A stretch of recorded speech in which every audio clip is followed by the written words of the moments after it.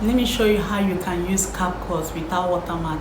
You know, for a few months now, Capcut has added their watermark and they have tagged so many of their features pro. But in today's video, I'm going to show you how to use Capcut without watermark. Just stay tuned and watch out the tutorial.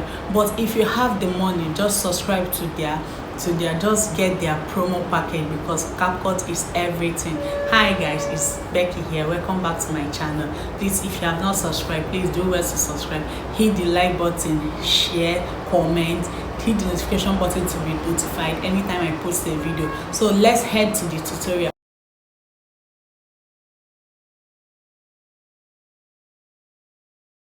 So the two ways you can use Capcut without their watermark is giving headroom. Like in this video, I gave headroom, that is space over my head when recording my video.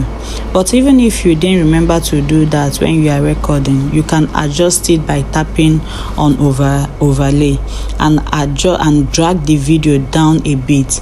After that, save your video. Then go to your gallery and click edit.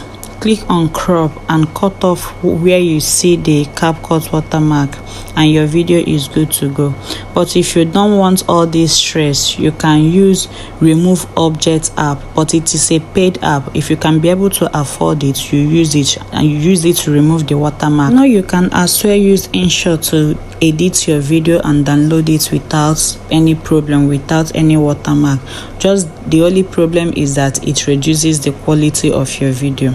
I hope this sorts your problem, and if you do, please subscribe.